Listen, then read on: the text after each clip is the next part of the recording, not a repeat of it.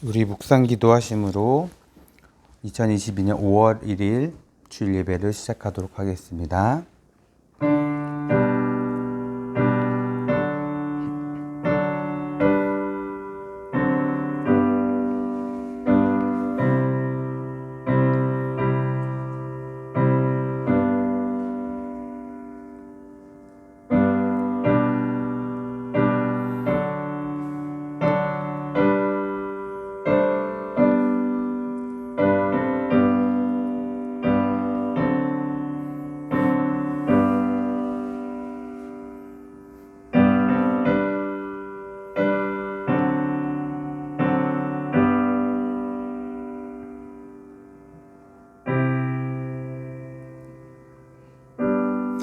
내가 진실로 진실로 너희에게 이르노니 문을 통하여 양의 우리에 들어가지 아니하고 다른 데로 넘어가는 자는 절도며 강도요 문으로 들어가는 이는 양의 목자라.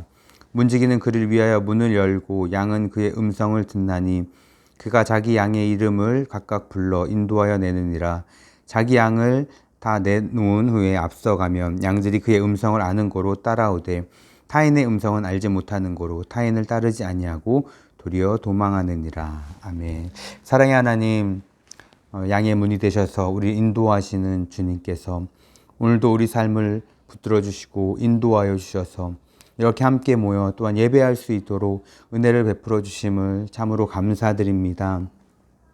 우리가 한 주간 살아가면서 하나님 말씀 따라 살지 못했고 순간순간 우리의 욕심을 따라 정욕 따라 또 우리의 마음대로 살았던 모든 삶을 이 시간 다시 한번 이 예배를 통해 하나님께 회개하오니 용서하여 주시고 우리가 늘 주님의 제자된 자들로서 사명을 감당하며 하나님의 뜻에 하나님의 말씀에 순종하며 살아갈 수 있는 모습이 될 수 있도록 하나님께서 함께하여 주시옵소서. 늘 부족한 우리를 도우시고 말씀으로 함께하시고 인도하시는 주님의 귀한 또 가르침을 우리가 마음속 깊이 새기며 살아갈 수 있도록 도와주시고 오늘 예배도 살아있는 예배가 될 수 있도록 하나님께서 함께하여 주시옵소서. 감사드리며 예수님 이름으로 기도드립니다.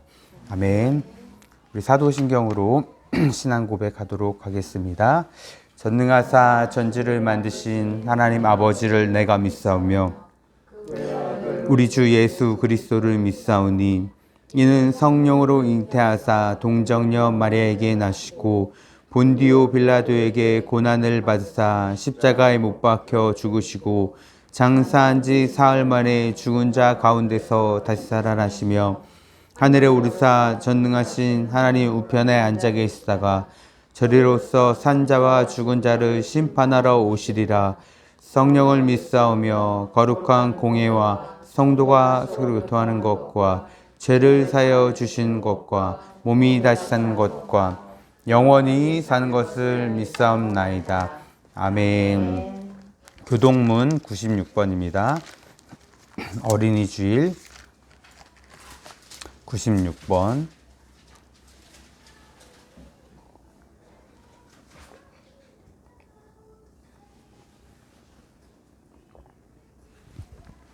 보라, 자식들은 여호와의 기업이요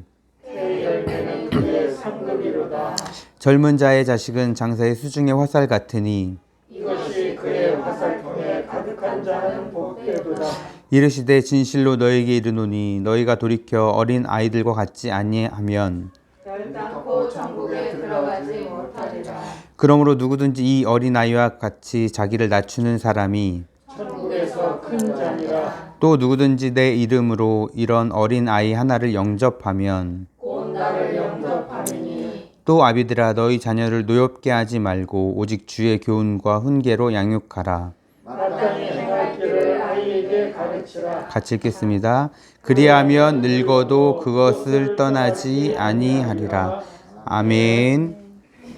찬송가 365장입니다. 365장.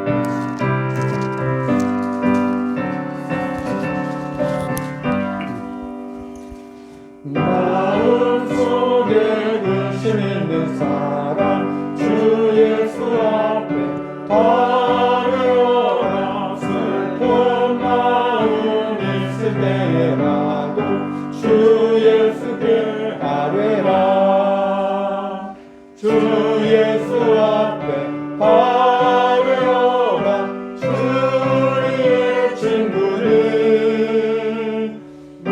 무엇이나 근심하지 말고 주 예수께 아뢰라. 눈물 나며 깊은 한숨 쉴 때 주 예수 앞에 아뢰어라. 은밀한 죄 내게 있더라도 주 예수께 아뢰라. 주 예수 앞에 아뢰어라. 주 우리의 친구니 무엇이나 근심하지 말고 주 예수께 아뢰라. 외로움과 두려움 있을 주 예수 앞에 아뢰어라. 내일 일을 염려하지 말고 주 예수께 아뢰라. 주 예수 앞에 아뢰어라. 주 우리의 친구니 무엇이나 근심하지 말고 주 예수께 아뢰라. 죽음 앞에 겁을 내는 자여 주 예수 앞에 아뢰어라. 하늘나라 바라보는 자여 주 예수께 아뢰라. 주 예수 앞에 아뢰어라. 주 우리의 친구니 무엇이나 근심하지 말고 주 예수께 아뢰라. 아멘. 드리신 예물 봉헌하겠습니다. 주일원금 저와 이인의전도사 홍창희 집사님, 추명수 권사님, 홍순희 집사님, 홍희경 집사님, 권성현 집사님, 배현경 집사님, 박덕화 집사님, 11조 원금 황운기 집사님, 배현경 집사님 드리셨습니다.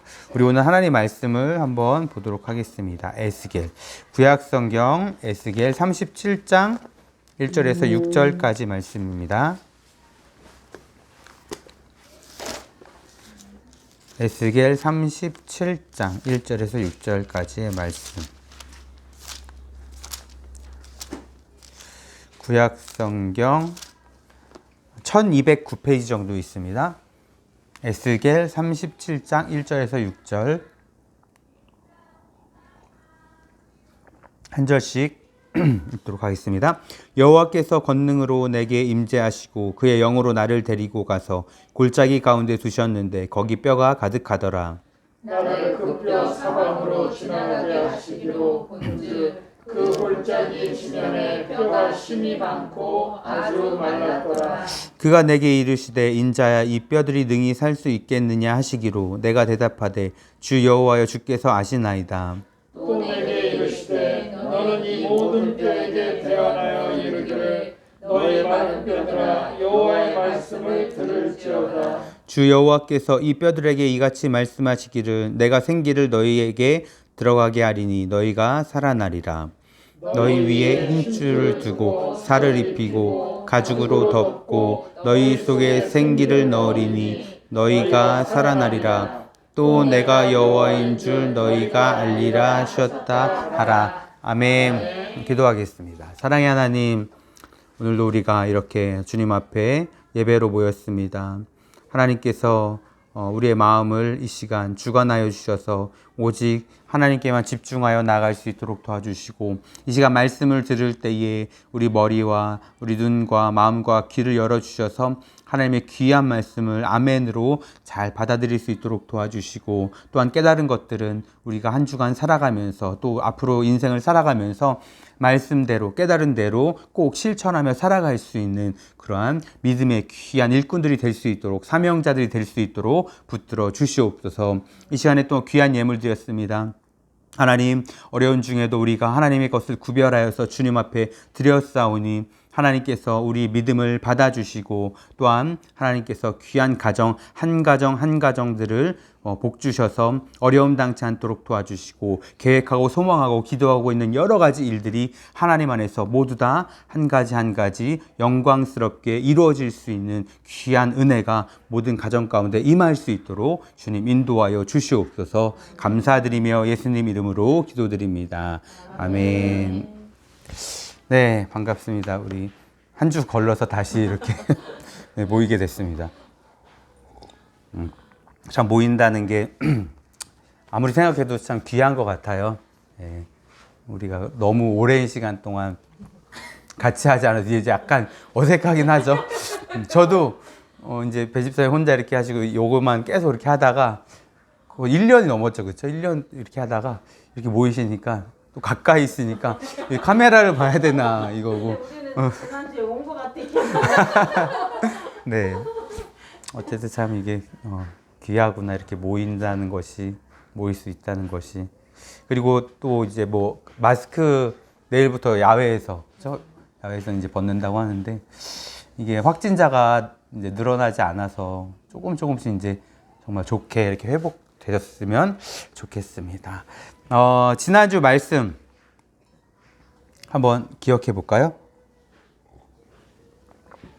이게 약간 호프 제가 이렇게 마시면서도 약간 난 늦었어. 다음 주에. 아니 뭐 컵 모양이 약간 그 호프집에서 이렇게 여러분 다 안 가보셨죠? 네, 안 가보셨을 거예요.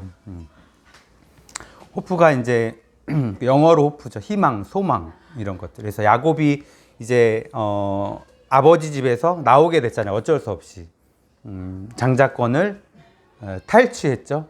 빼앗았죠. 어쨌든 나쁜 방법으로 형을 속이고. 그래서 제가 그런 말씀 드렸었죠.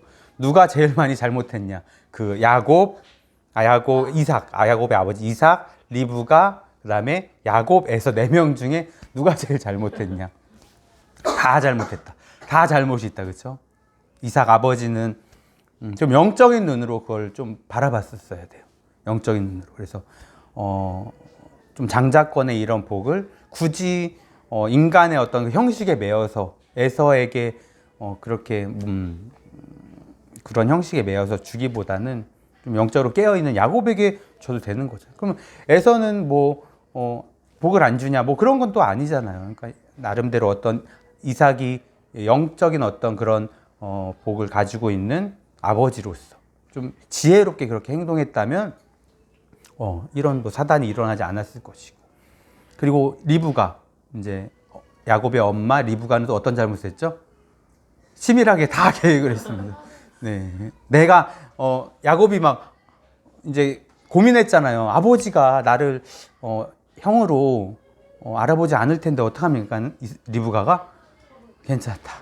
털옷까지 다 가죽까지 다 벗겨서 그 염소 가죽 다 준비해주고 이후에 일어나는 모든 그런 일들은 내가 다 책임지겠다. 너는 내가 시키는 대로만 해라. 그래서 이렇게 거짓을 뭐라고 하죠? 무슨 교사라고 하지? 교사.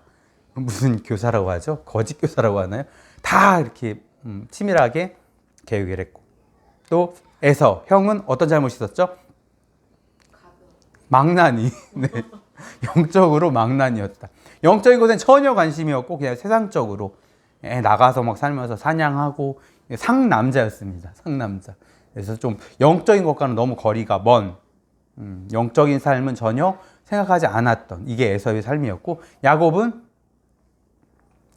거짓을 이제 행했던, 그러니까 다 억울한 면은 있어요. 다 시켰고 야곱 또 에서가 받을 만한 어떤 그런 그릇이 아니었고 뭐 여러 가지 이제 있는데 어쨌든 다 4명 다 잘못을 했다. 그래서 우리가 영적인 것을 중요하게 여기는 것도 좋지만 누군가의 인생을 짓밟으면서까지 우리가 영적인 복을 받는다면 우리가 그 수단이 잘못된 거잖아요. 그렇죠? 수단이 잘못됐습니다. 그래서 다 잘못이 있다. 어쨌든 이런 상황을 거치면서 야곱은 그 집에 살지 못하게 됐어요.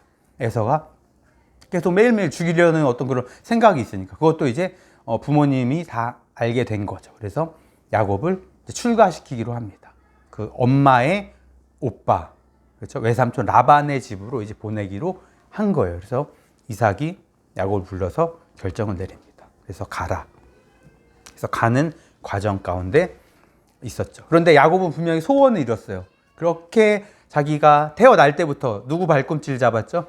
형 발꿈치. 그렇죠? 그래서 야곱이라는 뜻이 발꿈치를 잡다. 그리고 또 한 가지는 거짓말쟁이, 뭐 이런 뜻도 있습니다. 사기꾼 이런 뜻이 있어요. 근데 진짜 희한하게 그런 이름대로 살아요. 그렇죠? 성경 인물들을 보면은 이름대로 사는 사람들이 되게 많습니다. 그렇죠? 그래서 어쨌든 형을 이기려고, 형보다 형이 되려고 늘 그렇게 애써왔던 야곱이었는데 장자권도 이제 그렇게 빼앗게 됐죠. 그래서 야곱은 소원을 이뤘어요. 소원. 우리도 여러분 소원을 이루면서 지금까지 사셨을 거예요.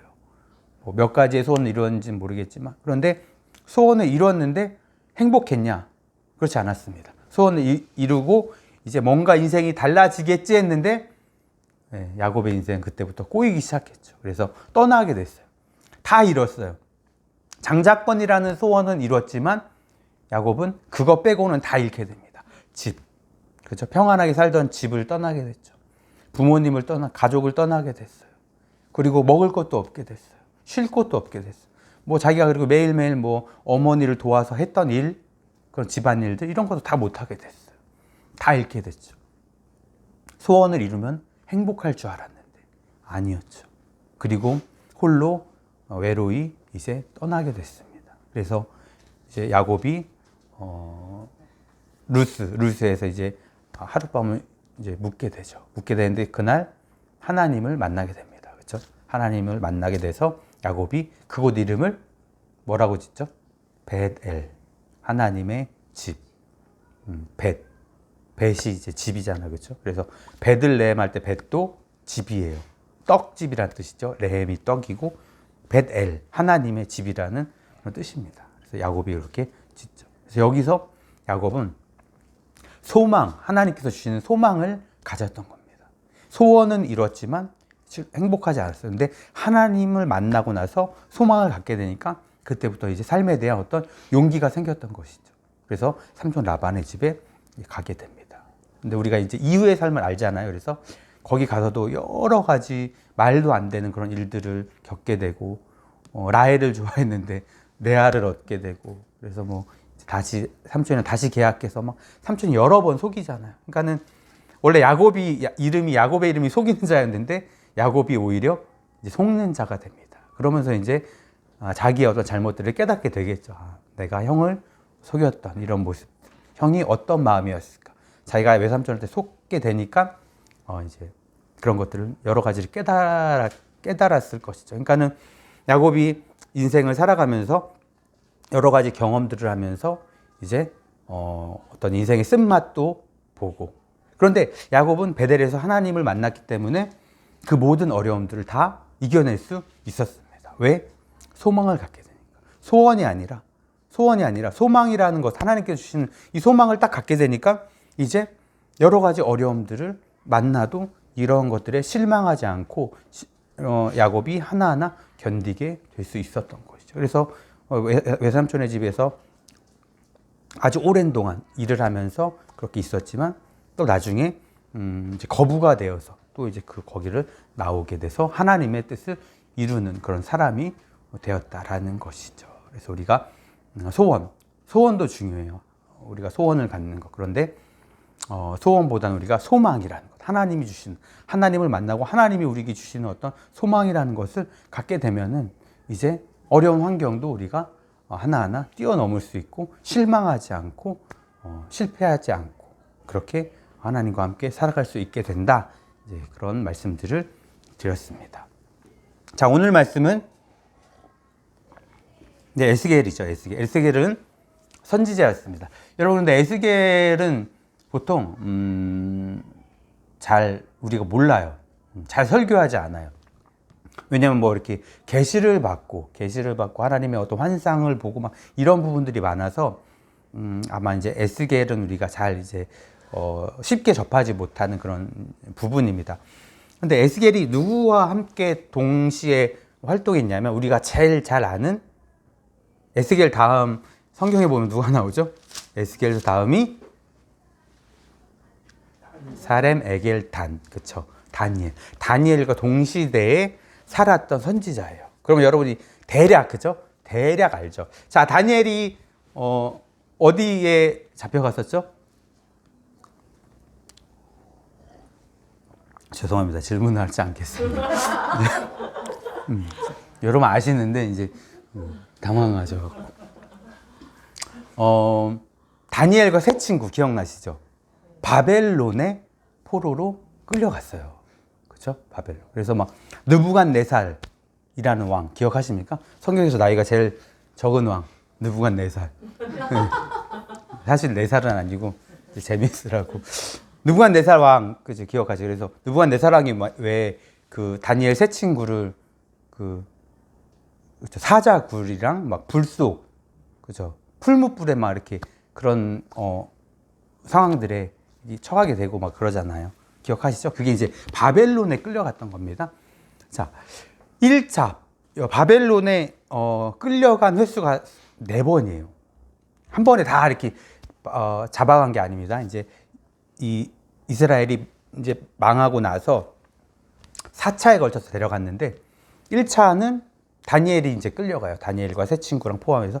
자, 그러니까 1차 때는 좀 뭐랄까 엘리트들 좀 이렇게 봤을 때 뛰어난 사람들 데려갑니다. 그리고 2차 때는 뭐 이제 뭐 여러 사람들을 다 데려갔는데, 그러니까 다니엘은 1차에 잡혀갔고 예스겔은 2차에 이제 이렇게 잡혀가게 되죠. 그래서 이제 그 시대적 배경은 끌려간 상황이에요. 그러니까는 에스겔이 이스라엘에서 선지자로서 활동한 게 아닙니다. 그게 아니라 바벨론에 가서 끌려가서 거기서 이제 활동을 한 그런 상황이죠. 이제 바벨론 당시에 강국이었죠. 아주 강국. 그래서 이제 이스라엘을 침략해서 이스라엘을 이제 패망시키고 다 이제 포로로 그렇게 이제 데리고 갔었죠. 이 당시에 에스겔 나이가 한 20살 중반 정도 됐습니다. 20살 중반. 그래서 이 에스겔은 바벨론에 끌려가서 상당히 많은 고민을 합니다. 에스겔이 이제 그 제사장 가문이었어요. 그러니까 여기 대대로 이제 제사장을 이렇게 하는 거잖아요. 이렇게 세습. 지금은 세습이라는 게 되게 안 좋은 어떤 그런 건데, 이 당시에는 이제 세습을 해서 계속 그 가문이 제사장을 이어갔었죠. 그러니까 에스겔도 당연히 제사장으로서 활동을 해야 되는 그런 사람이었습니다. 그런데 자기가 잡혀와 있으니까 아무것도 못 하잖아요. 아무것도 못 하니까 어떤 마음이 들겠습니까? 회의감도 들고, 그리고 하나님에 대해서 안 좋은 생각도 들 것 아닙니까? 하나님이 왜 우리 이스라엘을 사랑하셔서 우리를 이끄시고 우리가 이렇게 종살이를 하지 않도록 하나님께 도우셔야 되는 게 아닌가? 근데 우리가 지금 왜 여기 와 있고, 또 나는 제사장으로서 이제 그런 이제 임무, 사명들을 감당해야 되는데 그것도 하지 못하고, 나는 뭐 하고 있고, 또 내 미래는 어떻게 되는 것이고, 또 우리 이스라엘이라는 나라의 미래는 어떻게 되는 것인가, 이런 막 여러 가지 고민들을 안고 있었죠.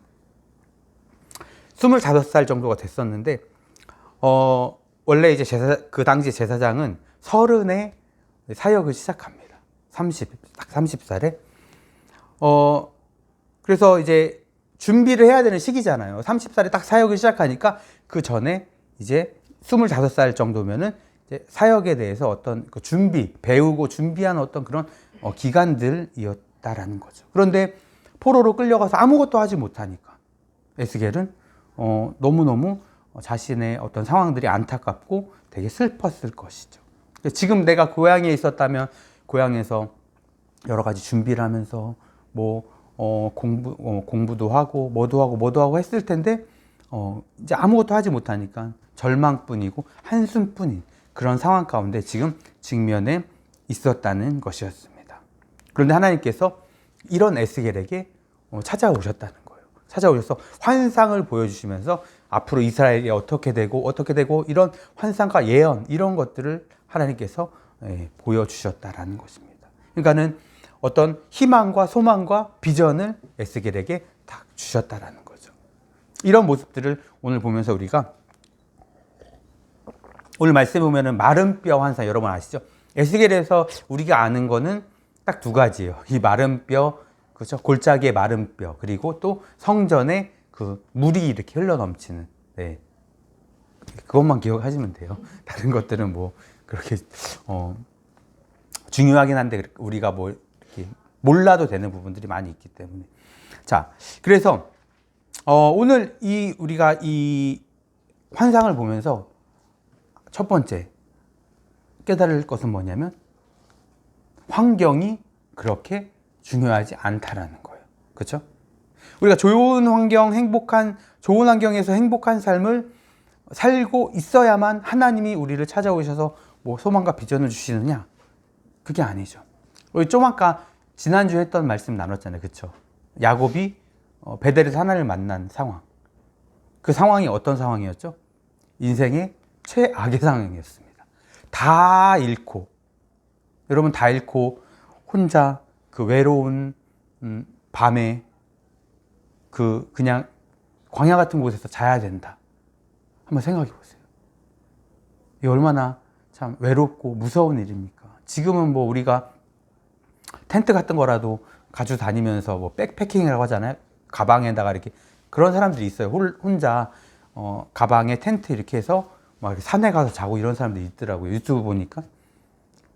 그런데 그건 자기들이 선택한 거고 선택한 것이고 야곱은 선택한 게 아니잖아요. 그 홀로 외로운 곳에서 들짐승들도 많고 먹을 것도 없는데 그런 상황에 처해 있다고 생각해 보세요. 정말 인생의 가장 밑바닥까지 간 상황. 그런데 그때 하나님은 야곱에게 찾아가셔서 소망을 주셨다라는 것이죠. 그리고 또 그 조금 우리가 몇 주 전에 했던 또 엘리야 기억나시죠? 로뎀나무에서 죽기를 구했잖아요. 그때도 엘리야가 인생의 최악의 상황, 그렇죠? 최악의 상황이었습니다. 근데 하나님께서 찾아가셔서 천사를 보내셔서 살리시잖아요. 다시 사명을 갖고 소망을 갖고 일할 수 있도록 그렇게 살리셨다라는 것입니다. 왜 하나님은 이렇게 인생의 최악 가운데 우리를 찾아오시는 걸까요?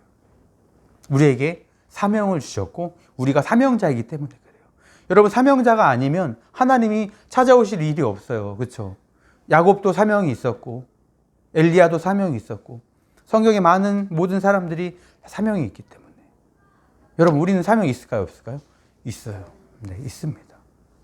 저는 목사로서의 사명이 있고 여러분들은 여러분 나름대로 개인적인 하나님이 주신 사명과 비전이 있으시다라는 거예요. 그래서 하나님은 우리가 인생의 최악의 길을 걸을 때 반드시 찾아오셔서 우리에게 어떤 소망과 희망과 비전을 주신다라는 것입니다. 그런데 우리가 왜 이렇게 힘든 상황에서 하나님은 찾아오셔서 어떤 비전과 소망을 주실까요? 이렇게 힘든 상황에서.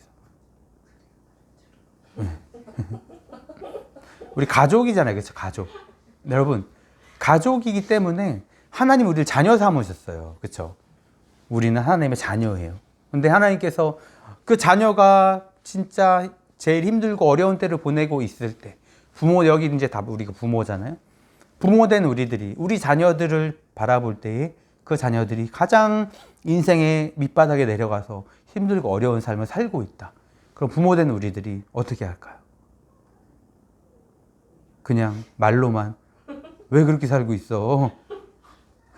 밥도 먹고 맛있는 것도 고기도 먹고 소고기도 먹고 해야지. 이렇게 하나요, 여러분? 아니죠. 그냥 보고 있지만은 못해요. 나도 힘들어도 어찌됐든 돕는 거죠. 하나님은 사명을 준 자녀들이 그런 삶을 살고 있을 때 하나님은 가만 계시지 않는 거죠. 하나님은 능력의 하나님이십니다. 도우실 수 있어요. 도우시는 하나님이세요. 그래서 그런 인생들, 자녀들을 보시면서 안타깝게 여기시죠. 그러면서 만나주시고 소망과 희망을 주시는 것이죠. 우리는 늘 환경을 중요하게 여겨요. 그래서 늘 좀 좋았으면 좋겠다. 우리 환경이 편했으면 좋겠다. 평안했으면 좋겠다. 이렇게 생각을 하죠. 그런데 여러분, 온실의 화초는 어때요? 온실의 화초 같은 삶은 하나님에 대한 간절함이 없습니다. 우리의 삶이 늘 평안하고 늘 행복하고 늘 좋다면 하나님을 찾지 않아요. 예, 인간이 그렇습니다. 우리의 체질이 그래요. 하나님이 그렇게 만드셔서 사실. 네. 편하고 여러분 앉아있으면 눕고 싶고 누우면 네, 자고 싶고 네, 그래요. 정말 그렇습니다. 사람이 그래요. 다 그렇습니다. 우리의 체질이 그렇죠. 그런데 반대가 됐을 때 어려워지고 힘들어지고 했을 때는 간절함이라는 게 생겨요. 그래서 하나님을 찾게 되고. 그래서 저도 이제 사역하면서 이렇게 보면은 신앙생활을 오랫동안 하지 않으시다가 다시 하시는 분들 보면 계기가 있어요. 계기가. 그게 뭐냐면 어려움을 만났다는 거예요. 인생 어려움을 만났다는 거예요. 어려움을 만났는데 이제 이 마음 속에 생각 속에 이제 하나님에 대한 어떤 아주 작은 불씨들이 남아 있는 거죠. 여러분 그 주일학교를 경험한 그런 사람들 있잖아요. 어렸을 때 초등학교 때 교회를 나갔던 사람이나 아니면 중고등학교 청년 시절에 이렇게 하나님을 경험한 사람들 있잖아요. 그런 사람들이 신앙생활을 하지 않다가 나중에 돌아올 확률이 되게 높다고 해요. 그런데 그 돌아오는 계기가 뭐예요? 그렇죠. 야곱처럼 엘리야처럼 이런 광야 가운데 처해져 있을 때 그때 아주 오래전에 수십 년 전에 이 신앙을 떠올리면서 그래 한번 다시 나가볼까? 이렇게 생각을 하고 나오는 사람들이 정말 많이 있다라는. 우리는 늘 이제 신앙생활을 하기 때문에 정말 그럴까 이렇게 생각하는데 이건 통계적으로 이렇게 조사를 했다고 하더라고요. 정말 그렇습니다. 그러니까 사람은 어렵지 않으면 뭔가 아쉬운 게 없으면 하나님을 찾지 않아요. 그래서 여러분 로또는 안 돼요, 여러분. 절대 아니 여러분이 못 맞춘다는 게 아니라 그거 놓고 기도하지 말라는 거예요. 네. 하나님 아시죠? 저 이거 되면은 제가 교회 짓겠어요. 저야 좋죠 뭐. 저야 좋은데 그게 우리 성경의 어떤 그런 하나님의 가르침과 맞지 않는다는 거예요. 예, 요행을 바라거나 그냥 그런 사람들은 딱 되면은 신앙이 있던 사람들도 다 떠나게 되죠. 그거 쓰기 바쁜데 그 일평생 가지고 있어도 못 쓰는데 여러분 그거 쓰기 바쁜데 하나님을 찾겠습니까? 간절함이 있겠습니까? 간절함이 조금씩 사라지죠. 아무리 신앙이 좋은 사람도 그 로또 당첨되면은 조금씩 신앙을 잃게 되죠. 그래서 하나님께서 우리에게 주시지 않는 거예요. 제가 예전에 설교를 했었죠. 자, 어쨌든 사람은 그렇다라는 거예요. 간절함이 있어야 하나님을 찾게 된다. 이 에스겔도 간절함이 있었죠. 이런 어려운 상황 가운데서 아무것도 하지 못하는 원망도 하고 하나님 원망도 하고 자기에게 실망도 하고 했겠지만 그래도 그 간절함이 남아 있었다라는 거예요. 하나님께서 에스겔을 찾아가셔서 환상과 비전, 소망을 딱 보여주시는 것이죠. 에스겔이 이제 포로로 끌려와서 30이 되었을 때 이런 일이 일어난 겁니다. 그러니까 25살 정도의 포로로 끌려왔고 4, 5년이 지난 후에 그 기간 동안 에스겔이 뭘 했겠습니까? 노동하고 그렇죠? 매일매일 노동하고 힘든 삶을 살고 그러면서 막 실망하고 막 그런 삶이었는데 하나님께서 30이 되는 그때에 탁 찾아가셔서 이런 환상과 소망과 비전을 주셨다라는 거죠. 에스겔이 30살이 됐는데 고국에 있었다면 이제 사역을 시작했겠죠. 그렇죠? 제사장으로서 사역을 시작했겠죠. 처음 사역을. 저도 이제 처음 사역 때를 생각해 보면은 그때는 뭣도 모르고 열심히 했죠. 막 대학원 다니면서 금요일 날 교회를 갑니다. 그러면 금, 토 이틀을 교회에서 자요. 근데 교회가 그때 따로 방이 있고 그러지 않았으니까 유아실, 조금 좁은 유아실에서 막 자고 화장실 가려면 또 나가야 돼요. 나가서 이렇게 그런 상황, 그런 환경이었는데 수년 동안 제가 어떻게 했는지 잘 모르겠어요. 근데 그냥 처음이니까 그냥 그런 건가 보다 하고 그렇게 견디고 버텼던 것 같아요. 어쨌든 처음 에스겔도 만약에 이스라엘에 고국에 있었다면 정말 열심히 이렇게 사역을 감당했겠죠. 그리고 뭐 사역에 대한 어떤 꿈이나 비전 같은 것도 있었을 것입니다. 그런데 지금 환경은 어떻죠? 아무것도 할 수 없는 환경. 그 사람들을 데리고 뭐 예배를 드릴 수 있는 상황도 아니에요. 우리처럼 이렇게 모여서 이렇게 많이 모여서 드리진 못해도 에스겔이 이렇게 마음의 뜻에 맞는 사람들 데리고 막 뭐 예배를 드리고 하나님께 그렇게 할 수 있는 상황도 아니었다라는 거예요. 왜 그렇습니까? 포로이기 때문에 자유가 없어요. 그리고 바벨론이 하나님을 믿는 나라가 아니었습니다. 그렇죠? 바르둑이라는 어떤 그런 자신들의 신을 믿었어요. 그러니까는 그런 게 다 금지죠. 그리고 또 포로로 끌려왔던 같은 유대인들도 지금 어떤 상황입니까? 4, 5년이 지나면서 이제 조금씩 자신들이 믿어왔던 하나님을 멀리. 그리고 그 당시에는 전쟁을 신들의 전쟁이라고 생각했습니다. 자, 이스라엘의 신은 누구예요? 하나님이세요. 자, 바벨론의 신은 아까 제가 말씀드렸죠? 바르둑. 자, 근데 싸웠어요. 어느 나라가 이겼죠? 이스라엘이 망했잖아요. 그죠? 바벨론에 의해서. 그러니까는 사람들이 어떻게 생각하는 거예요?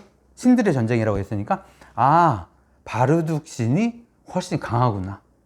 유대인들도 인정 안 했는데 자신들이 포로로 끌려와서 이렇게 처량한 삶을 살다 보니까, 아, 우리가 믿는 하나님은 엄청 약하구나.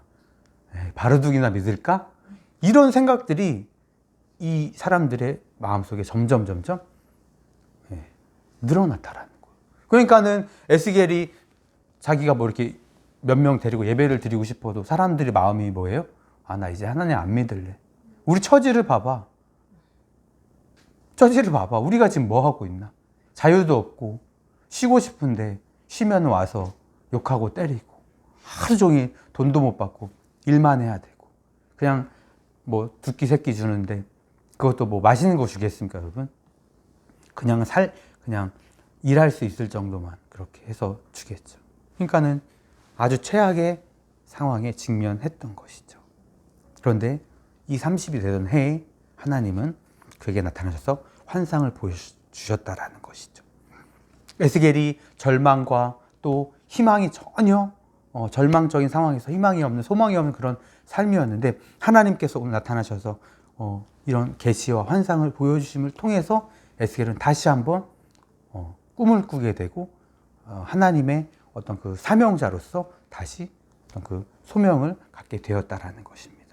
여러분, 우리의 환경은 좋을 수만은 없어요. 그렇죠? 오히려 좋지 않음 속에서 오랜 시간을 견디고 또 참고 인내하며 가는 것이 어떻게 보면 우리의 인생이라고 말할 수 있어요. 그렇죠?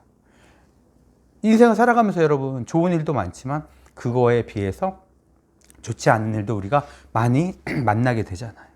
하지만 이런 환경 속에서 하나님은 분명 사명자인 우리들을 찾아오셔서 소망과 비전으로 함께 하실 것입니다. 이것을 우리가 놓으면 안 돼요. 우리 인생이 내가 생각했던 대로 풀리지 않고 내가 생각했던 대로 가지 않아도 그 반대로 가고 있다 할지라도 우리는 이 사명의 끈을 놓아서는 안 되고 또 소망과 비전의 끈을 놓아서는 안 된다라는 것입니다. 오늘 제목이 뭡니까? 30쯤에. 이게 이제 노래 제목이잖아요.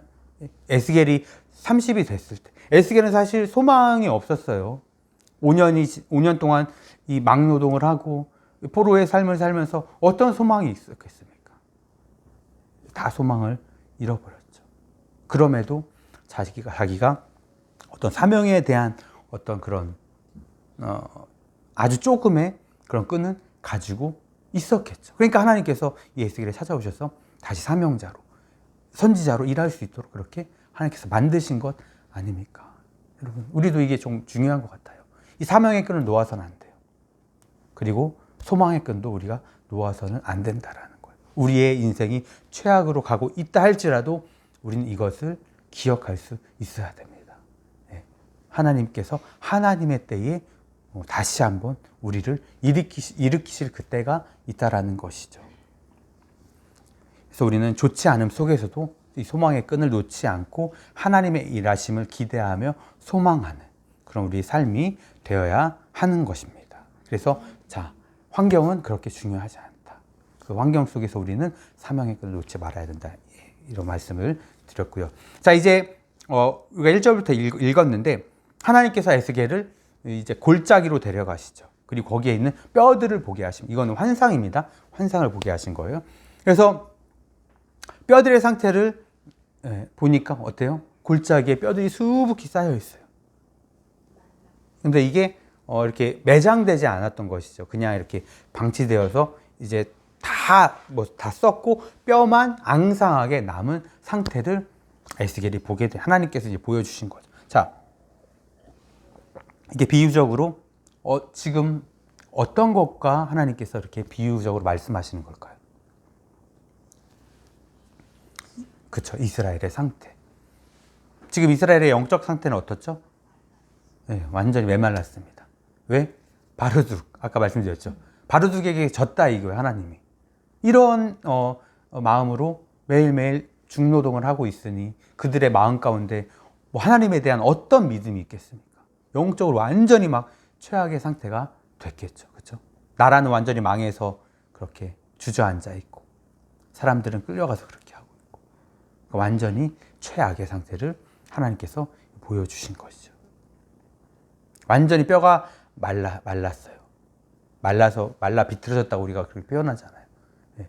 그러니까 소망이 없는 거예요. 그 뼈가 말라 비틀어져 있는데 그게 어떻게 살아날 수가 있겠습니까, 여러분? 뼈만 있는데 이렇게 사람의 형체가 있는 것도 아니고. 그렇죠? 그래서 이스라엘 상태를 이제 보여준 것이죠. 이거는 그런데 이스라엘의 상태만이 아니라 우리도 여러분 영적인 생활을 하지 못하고 있다면 우리의 상태를 말하고 있는 거예요. 우리의 상태. 우리도 마른 뼈구나. 겉모습은 우리가 살은 붙어 있고 이런 보이는 겉모습은 멀쩡하지만 우리의 속은 하나님과 어떤 교제를 나누지 못하고 있고 그러고 있다면 우리도 이런 뼈와 같은 상태라는 거죠. 아니라면 더 완전히 말라 비틀어진 사람들이 누굽니까? 세상 사람들, 그렇죠? 하나님을 알지 못하는 사람들. 그들의 상태를 말하기도 해요. 그들은 뭐 전혀 영적인 것과 상관없는 그런 삶을 살고 있죠. 소망이 없어요. 그리고 세상 사람들 점점 세상이 삭막해져 간다고 하잖아요. 그렇죠? 1인 시대. 제가 예전에도 말씀드렸죠. 스마트폰이 이제 생기고 나서 사람들은 다른 사람에 더 관심이 없어졌어요. 다 지하철이나 대중교통을 타면은 이제 딱 이거 끼면은 이제 다 각각 그렇죠? 자신의 삶을 이제 하는 거죠. 신경을 별로 안 써요. 사람이 뭐 쓰러져서 뭐를 어떻게 해도 내일이 아니고 그냥 너무 각박해져 가는. 사회가 그렇게 자연스럽게 변하고 있어요. 그래서 뭐 이제 식당도 그렇고 뭐 우리가 생활하는 모든 것들이 다 1인에 맞춰서 그렇게 가고 있다라는 거예요. 다 그래요. 다 뭐 우리가 살아가고 있는 삶의 양식들이 다 그렇게 변하고 있죠. 각박하게. 그러니까는 사람들이 웃음도 없고 메말라 있는 그런 상태. 그런 상태입니다. 자, 그런데 이 메말라 있는 뼈들이 어떻게 여러분 살아났습니까?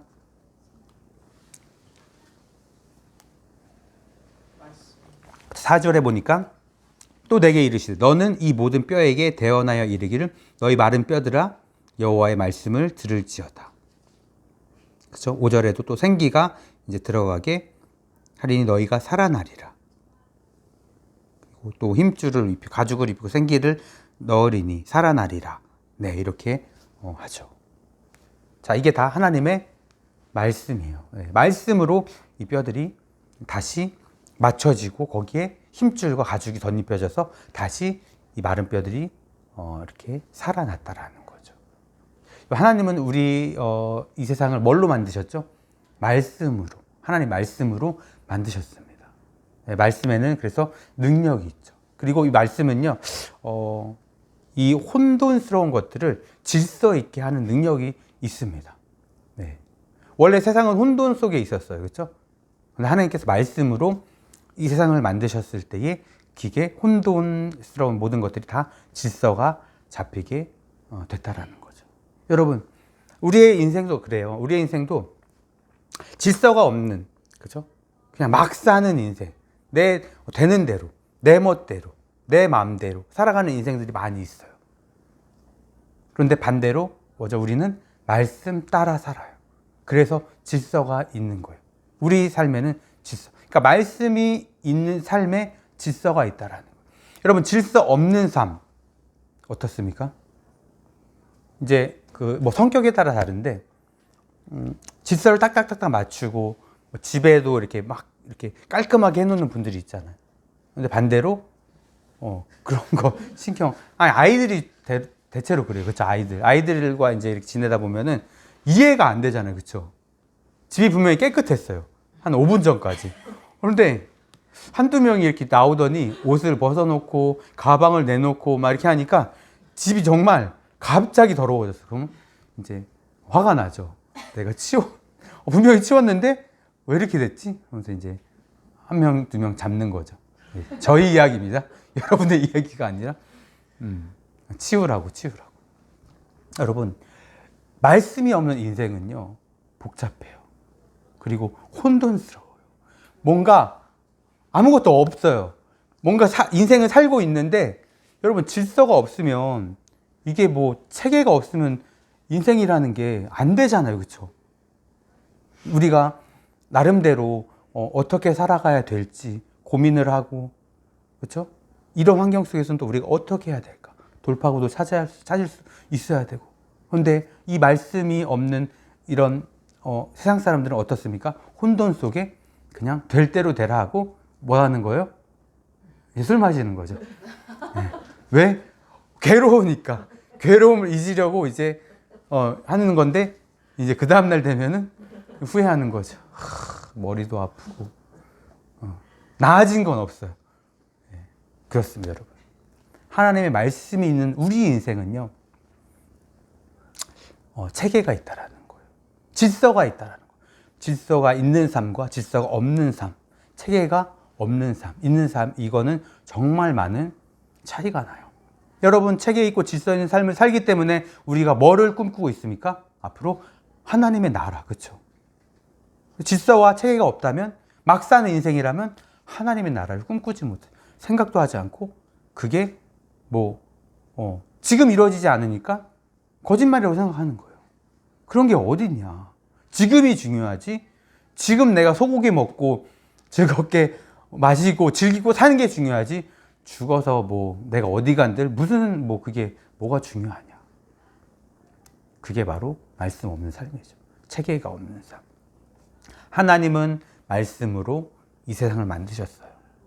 체계를 갖췄다는 것, 질서를 갖췄다는 것입니다. 그래서 하나님의 말씀이 들어온 인생은 변화될 수밖에 없는 것이죠. 하나님의 말씀은 이만큼 능력이 있습니다. 여러분, 우리가 말씀을 읽고 말씀을 이제 이렇게 듣고 여러분 실천하고 하시는데 이게 우리가 아주 작은 거라고 생각하시면 안 되는 거예요.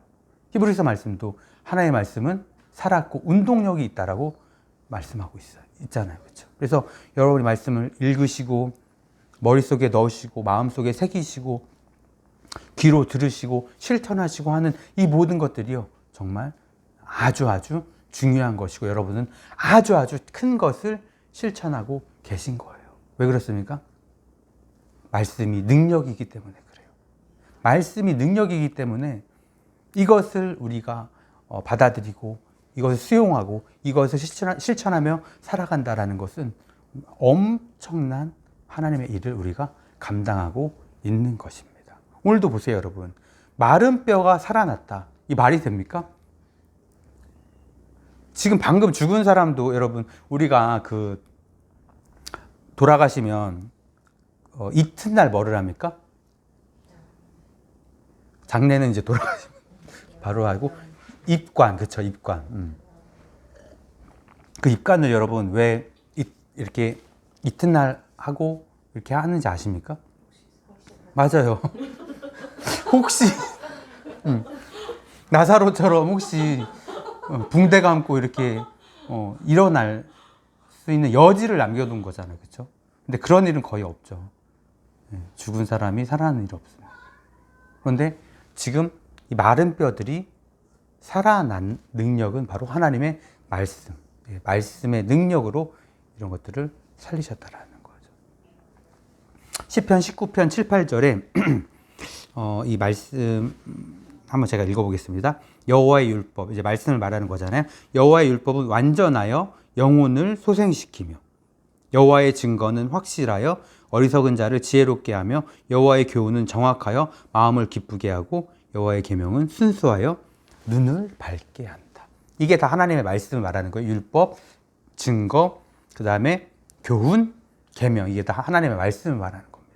이 말씀이 우리 영혼을 소생시키고 또 지혜를 주고 또 마음을 기쁘게 하고 눈을 밝게 한다. 영적인 눈을 뜨게 한다. 이게 다 말씀으로 말씀의 능력으로 이루어지는 것들입니다. 여러분, 우리가 이 말씀을 성경으로 읽고 있잖아요. 그렇죠? 성경으로 읽고 있는데 여러분 그런 예화 들어보셨을 거예요. 미국에 이제 군인 출신의 어떤 그 군 출신의 사람이 한 명 있었는데 이 사람은 반기독교 정서를 가지고 있었어요. 네, 기독교에 대해서 아주 이제 어떻게 하면 기독교를 막 찍어 누를 수 있을까? 그리고 많은 사람들이 내 이론에 의해서 어떻게 마음을 돌릴 수 있을까? 하나님을 믿는 사람들이 내 이론, 내가 쓴 책을 딱 보고 아, 이게 맞아 하고 회심할 수 있을까? 자신의 어떤 그런 이론으로. 그래서 늘 그거를 연구하고, 근데 이 사람이 문학가였어요. 엄청난 천재 문학가. 이 사람이 기차 여행을 하다가 미국은 되게 상상할 수 없을 정도로 크잖아요. 그렇죠? 예, 정말 큽니다. 제가 가보진 않았어요. 황집사님 가보셨죠?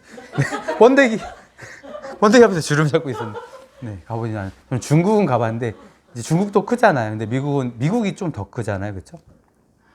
뭐 개념이 달라요. 우리나라랑. 호수 하나가 우리나라 땅덩어리보다 더 큽니다. 저 그 말 듣고 와, 정말 얼마나 클까? 우리나라 땅보다 거기 호수, 미국에 이렇게 거기 중간에 있는 호수 하나가 더 크다니 이건 뭐 정말 크구나. 자, 그런데 기차 여행도 이 사람들은 뭐 하루 이틀이 아니에요. 엄청나게 긴 그런 기차. 그래서 침대도 있고 막 먹을 것도 있고 그래요. 기차 여행을 하다가 어떤 한 사람을 만났는데 그 사람이 자기와 비슷한 사상을 가진 사람이었어요. 그래서 얘기하다 보니까 막 이제 이게 막 뭔가 마음이 통하는 사람 만나면 이게 막 말이 길어지잖아요. 그러니까 막 이렇게 하면서 이제 어떻게 하면 그럼 우리가 힘을 합쳐서 한번 기독교를 없애보자. 막 이렇게 막 이 사람이 더 용기를 얻은 거예요. 그래서 이 사람이 이제 나중에 자료를 모으고 막 뭐 하면서 기독교를 이제 없애보려고 했는데 여러분 근데 알아야 없애잖아요. 그렇죠? 그래서 이제 마지막에는 이 성경을 읽은 거예요. 읽다 보니까 이 사람이 읽다가 이제 이게 확 돈 거예요. 내가 잘못된 생각을 가지고 있었구나. 네, 진짜랍니다. 실화랍니다. 제가 지어낸 게 아니라. 근데 이 사람이 누구냐? 배너라는 영화를 쓴 작가. 로스 이름이 웰리스. 정말 있어요. 제가 이 이야기를 듣고 이 거짓말 아니야 해서 찾아봤더니 정말이더라고요. 정말. 배너가 이제 뭐 그 유대인의 이야기잖아요. 그리스도인인데 막 이제 이 사람이 예수님을 만나서 좀 이렇게 뭔가 이렇게 짐을 놓게 되는 어떤 그런 과정의 이야기 뭐 이런 걸 다룬 건데 이걸 쓴 사람이라고 합니다. 그러니까 여러분 이 사람을 변화시킬 수 있었던 것은 아무것도 없었어요. 사실 그죠? 완강했고 천재였고 여러분 똑똑한 사람일수록 왜 막 그렇죠 고집 자기 어떤 주장이 되게 강하잖아요. 그렇죠? 그러니까 이 사람은 그런 사람이었습니다. 아무도 이 사람을 변화시킬 수 없었어요. 그런데 하나님의 말씀의 능력이 이 사람을 완전히 변화시켜서 그리스도인으로서 이렇게 변화시켰다라는 거죠. 그래서 말씀은 살았다. 운동력이 있다. 우리가 이것을 여러분 믿으셔야 된다라는 거예요. 모세가 시내산에 올라갔죠. 이스라엘 백성들은 아래에 있었습니다. 그렇죠? 그리고 올라가서 하나님을 만나면서 하나님께서 뭐를 주셨죠? 십계명. 그리고 하나님과 대화를 나눴어요. 하나님을 뵀던 사람, 그 사람이 구약 성경에서 얼마 없잖아요. 근데 모세는 하나님과 친구처럼 이렇게 하나님을 배웠던 사람이죠. 자, 하나님의 말씀을 받았어요. 하나님의 말씀을 들었어요. 자, 그런데 그 상황에서 아래에서는 어떤 일이 일어났죠? 그렇죠. 모세의 형 누굽니까? 아론.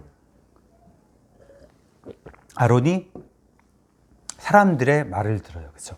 사람들이 우리가 가지고 있는 금 이런 걸 가지고 우리가 금 신상을 만들자. 이 말을 듣고 아론이 어떻게 합니까? 거기서 호통을 치고 너는 미친 거 아니냐 이렇게 했었어야 돼요. 그런데 그렇게 하지 않고 알았다 만들자 하고 금신상을 만들어요. 그렇죠? 보세요. 하나님의 말씀을 들은 모세와 사람의 말을 들은 아론. 네. 완전히 다른 이런 인생을 사는 것이죠, 여러분. 여러분, 하나님의 말씀은 죽은 것들을 살릴 수 있습니다. 그런 능력이 있어요. 우리의 어떤 어려운 환경도 하나님은 말씀으로 찾아오셔서 우리에게 다시 한번 일어날 수 있는 비전과 소망을 주실 수 있다라는 거예요. 오늘 하나님께서 에스겔을 찾아오셔서 다른 것으로 하신 게 아니에요. 말씀으로 비전과 소망을 주셨어요. 환상을 보여주시면서 하나님의 말씀으로 그렇게 하셨다라는 거죠. 그래서 말씀 정리하겠습니다. 하나님은 어떠한 환경, 우리가 어떤 환경에 있다 할지라도 찾아오셔서 일하신다라는 거예요. 특별히 절망의 환경 속에서 우리는 하나님을 더 갈망하게 되고 찾게 되고 그렇게 그런 마음을 갖죠. 그래서 하나님의 일하심을 더욱 잘 느낄 수가 있는 것이죠. 그러니까 우리는 이런 환경 속에서 절망하지 말고, 그렇죠? 에스겔과 같이 하나님이 주시는 소망과 비전으로 다시 일어날 수 있어야 된다라는 거예요. 그리고 그 사명을 감당해야 된다라는 것입니다. 네. 여러분, 우리가 그 환경에서 일어났을 때 그냥 뭐 내가 잘 살려고 이런 개념보다는 하나님이 나에게 사명을 감당하라고 다시 한번 이런 환경들을 일어날 수 있도록 하셨구나. 이런 여건을 주신 거구나. 사명에 대해서 여러분 그렇게 깨닫게 되시기 바랍니다. 그리고 또 하나님의 말씀은 능력이 있다라는 것. 말씀으로 이 세상을 만드셨어요. 여러분 우리가 뭐 이 핸드폰 하나 만들기도 얼마나 어렵습니까? 그렇죠?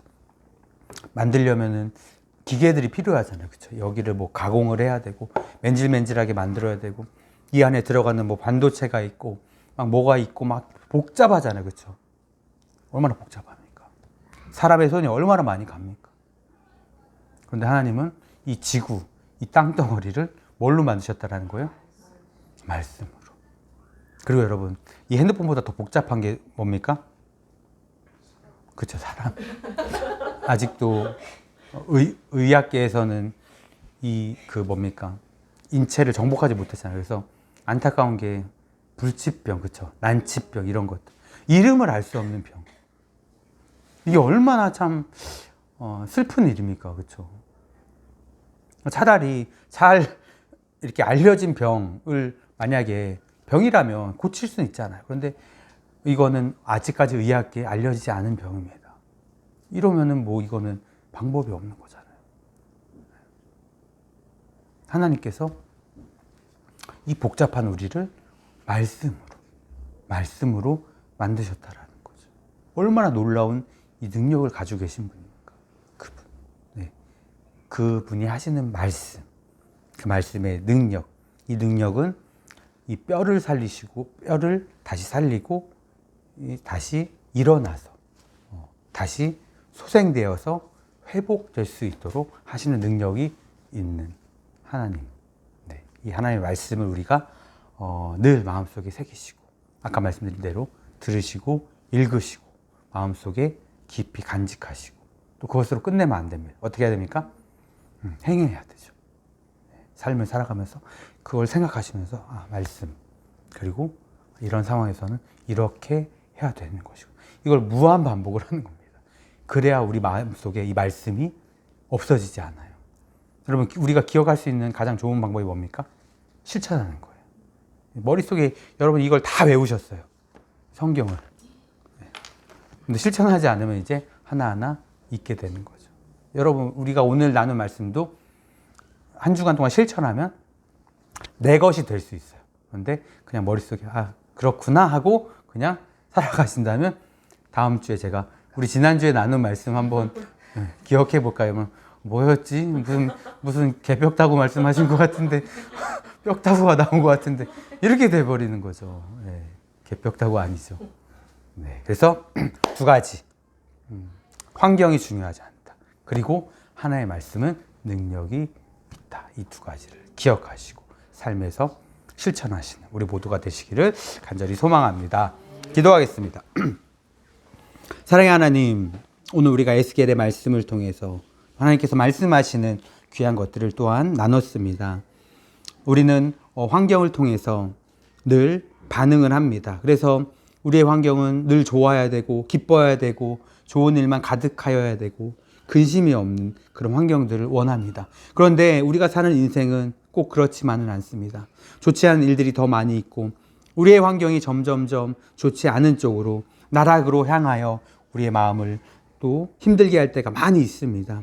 하나님, 우리가 이런 때에 있다 할지라도 환경이 좋지 않는 상황 가운데 빠졌다 할지라도 우리가 하나님 원망하지 않고 절망하지 않고 소망과 희망을 갖고 비전을 주시는 하나님을 기대하며 살아갈 수 있는 사명자들이 될 수 있도록 하나님 함께하여 주시옵소서. 이러한 믿음을 갖고 살아갈 때에 에스겔에게 나타나셔서 다시 희망과 환상을 주셨던 그 하나님의 능력이 우리 삶을 일으키시고 우리 삶을 다시 회복하실 줄 믿습니다. 또한 하나님께서 오셔서 말씀으로 에스겔을 일으키셨습니다.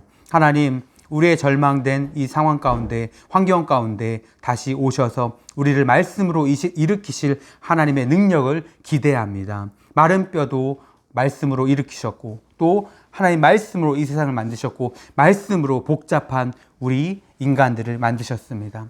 이 말씀의 능력을 믿으며 우리의 어려운 환경들을 일으키시고 우리의 어려운 삶을 다시 한번 말씀으로 일으키실 그 하나님 말씀의 능력을 우리가 믿고 의지하는 인생이 되어서 한 주간 살아갈 때에 어려운 환경 가운데 있지만 절망하지 않고 낙심하지 않고 희망과 소망을 가질 수 있는 우리들이 되게 하시고 말씀의 능력으로 늘 함께 하시는 이 하나님의 능력, 말씀의 능력을 우리 마음속 깊이 새기고 이 말씀을 듣고 또 우리가 보고 또 실천할 수 있는 행함 있는 그런 믿음 있는 우리의 삶이 될 수 있도록 하나님 은혜를 베풀어 주시옵소서. 한 주간 살아갈 때에 우리가 세상 가운데 살아가지만 우리의 마음과 우리의 머리와 우리의 뜻은 하나님 말씀 가운데 있게 하시고 또 세상 가운데 어떠한 환경 가운데 처하고 어떠한 누구를 만날지라도 우리가 그리스도인으로서 부끄럽지 않은 모습으로 승리하며 살아갈 수 있는 우리들의 귀한 인생 될 수 있도록 하나님 복 주시옵소서. 또 우리 자녀들을 기억하여 주시옵소서. 하나님, 우리 자녀들 이 삭막한 세상 속에 살아가고 있습니다. 점점 하나님의 말씀이 희미해져가는 그런 사사시대처럼 어려운 그런 세상 가운데 살아가고 있는데 우리 자녀들 특별히 하나님 붙들어 주셔서 한 명 한 명 기억하여 주셔서 주님 말씀을 통해 지혜를 주시고 말씀을 통해 살아갈 수 있는 그런 능력들을 깨닫게 하여 주시옵소서. 그래서 다니엘과 같이 세상을 정말로 이끌어갈 수 있는 지혜를 주셔서 정말 하나님의 그 믿음을 갖고 이 세상을 이끌어가는 그런 지도자들이 될 수 있도록 도와주시고 그래서 하나님의 영광을 드높일 수 있는 그런 귀한 인생들이 될 수 있도록 주님께서 기억하여 주시옵소서. 이제는 우리 구주 예수 그리스도의 은혜와 하나님 아버지의 크신 사랑과 성령님의 충만하신 은혜가 이 자리에 머리 숙이는 우리 모두 위에 지금부터 영원토록 함께 있을지어다. 아멘.